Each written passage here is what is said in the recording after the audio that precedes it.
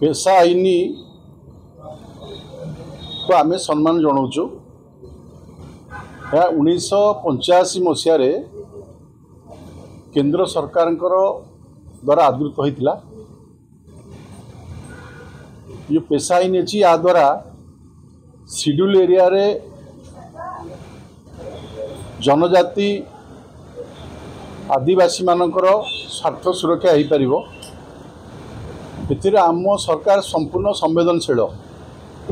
केवल गोटे दल भारतीय जनता पार्टी जो सबुठारु अधिक निर्वाचित सांसद और विधायक माने आदिवासी अंचल अच्छा।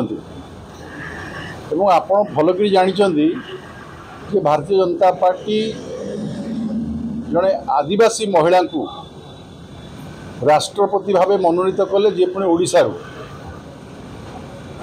एवं आज जड़े यशस्वी मुख्यमंत्री को मध्य दायित्व देले से होचंदी आदिवासी। तेणु ये पेशा आईन को आम संपूर्ण भाव में सम्मान करुचु। आज विरोधी दलर मुलतवी प्रस्ताव उपरे या चर्चा आलोचना होती माननीय मंत्री आश्वासना देइछंती या उपरे विचार करने या आहरी तर्जमा हबार आवश्यकता रही। किंतु मु प्रश्न पचारुची जे ए पेशा आईन को ग्रहण करने विगत दिन सरकार बा बिजु जनता दल सरकार को 23 वर्ष कौन पाई लगिला।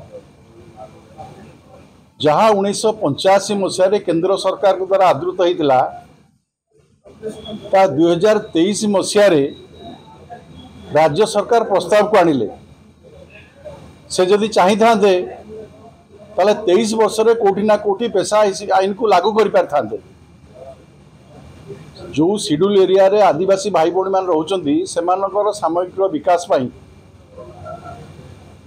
सेमाने चाहिले कर पारथांते। किंतु आदिवासी भाई मानक भाई सेमानकर केते दरद थिला।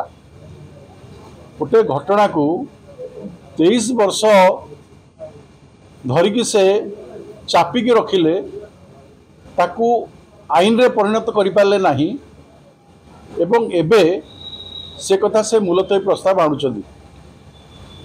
आमे संवेदनशील अच्छु। संपूर्ण भावे ओडिशार आदिवासी भाई भौणी मानकर उन्नति करने भारतीय जनता पार्टी प्रतिश्रुतिबद्ध। ये मोहन माझी सरकार प्रतिश्रुतिबद्ध। एतिर संदेह नहीं। आपण देखिए